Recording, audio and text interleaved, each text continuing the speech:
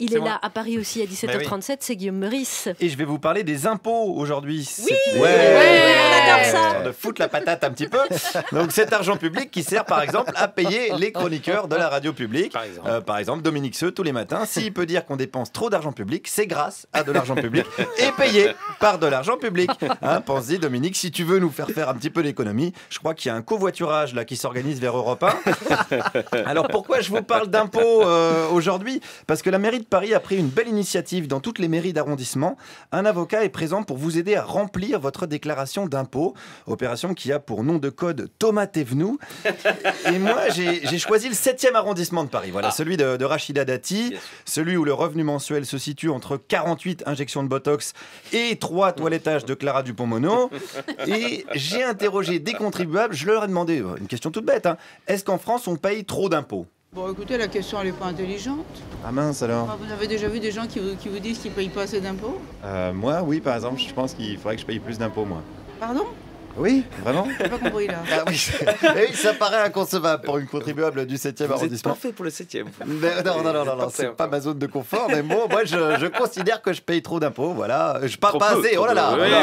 Ça va vite. Oh le lapsus. Ça va vite. Oh le lapsus. Freud, allô? Oui, bon. Non, mais c'est vrai que je suis...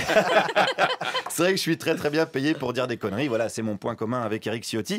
Donc je considère que je devrais plus payer d'impôts, mais cette dame, elle en revient absolument pas. Vous êtes dans quel métier, là? Bah regardez, je suis chroniqueur à la radio. Oui, laquelle?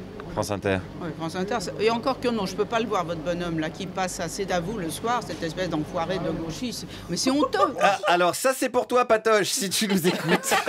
En revanche, j'espère que Lagardère est au courant que Patrick Cohen est un gauchiste, parce que ça va lui faire tout bizarre. Je lui dis, s'il nous écoute aussi, Arnaud Lagardère. A priori, oui, il écoute France Inter. Hein. C'est comme ça qu'il fait sa grille de programme pour la rentrée. Apparemment, il aime beaucoup. Hein. Il aime beaucoup. Allez, on enchaîne avec un contribuable cette fois-ci. Comment il vit les impôts? Moi, je fais partie des cocus qui payent l'ISF. Voilà. Alors donc, si vous voulez que je vous dise, les impôts, si on en paye trop, où va tout cet argent, c'est tout? Vous aimeriez qu'il soit mieux redistribué? Je pense, oui. Attention, vous êtes de gauche. Oh, ben, pourquoi pas? Moralement, je peux être de gauche. Financièrement, je serais plutôt de droite. Parce que, ouais. Voilà. Oui, vous êtes croyant mais pas pratiquant, quoi. Exactement. Voilà. Et ça, il y en a beaucoup des comme ça. Moralement, c'est Trotsky, financièrement, c'est Rockefeller. On en connaît pas mal. Qu'est-ce qu'elle en pense, cette autre dame des impôts? Que c'est pas très équilibré. Ouais. Bon, tout le monde ne paie pas en fonction de ses moyens et ça, c'est dommage. Il faudrait que les riches payent plus d'impôts, alors. Pas forcément les riches, pas forcément. Disons que des gens qui devraient payer ne payent pas parce qu'il y a des tas de combines et que... Ah bah ça, c'est les riches, alors. Non, des gens qui sont aisés et qui se débrouillent. Ah voilà, des gens aisés. Voilà, des gens aisés qui... Pour pas dire des riches. Ouais, si vous voulez. Non, mais moi, je veux bien me lancer dans un concours de synonymes, il n'y a pas de problème. Donc ceux qui truandent, ce ne sont pas les riches, ce sont les nantis, les bourges, les consanguins à mocassin à gland et à serre-tête, etc., etc. Alors on rigole, mais il y a des gens qui le vivent pas super bien de payer des impôts. Je suis massacré d'impôts. Massacré, est-ce que le terme n'est pas un peu fort? Non, je me sens massacré. Là, vous êtes massacré, par exemple? Hein? Non, je me sens tout le temps, je me lève massacré, je me couche massacré. Je suis de mauvaise humeur, voilà. Oui, d'une humeur massacrante. Hein. Il est massacré. Alors le terme est fort, mais bon, le Rwanda à côté, je suis désolé, c'est que dalle. Les Tutsis, ils n'avaient pas le 3e tiers provisionnel à payer, je vous le rappelle. Donc je pense qu'il faut relativiser quand même les choses.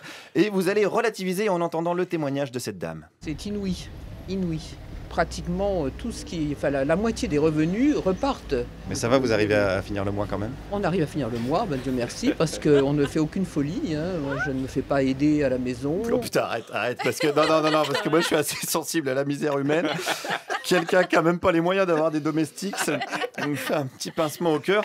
Je suis désolé de vous faire subir ça, hein, mais s'il y a des smicards qui nous écoutent, ils doivent savoir hein, le drame que vivent leurs compatriotes. Et puis en plus, attendez, parce que cette dame, c'est pas le seul drame qu'elle a à gérer. Moi, j'ai eu le malheur d'hériter d'une petite maison en Corse. Vous avez eu le malheur d'hériter de ça? J'ai eu le malheur d'hériter de ça. Ah, vous n'avez pas eu de bol pour le coup. Non, j'ai pas eu de chance. C'est une petite maison, hein. C'est 80 mètres carrés, c'est pas un château. Ah bah heureusement que c'est pas un château, putain, c'est déjà un malheur suffisamment grand d'avoir une résidence secondaire sans rien foutre. Heureusement qu'elle n'a pas hérité de Versailles, la pauvre femme. Terrible ce qui se passe en France en ce moment. Allez, concluons avec cette même contribuable qui nous parle de sa sœur. J'ai ma propre sœur qui vit en Belgique. C'est de l'exil fiscal alors ça? C'est de l'exil fiscal, absolument. Mais comment elle le vit ça alors? Très bien. Mais ça la gêne pas quand même de pas payer en France les instits, les profs, les infirmiers, les infirmières? Non, pas du tout. Elle s'en fout? Oui, oui. Voilà, la décontraction, c'est ça la clé, la décontraction. Voilà, c'est comme le fist fucking. D'ailleurs, on pourrait appeler ça le fisk fucking. Oh, merci Guillaume Meurice, parce que je comprends un petit peu mieux les problèmes de François Fillon.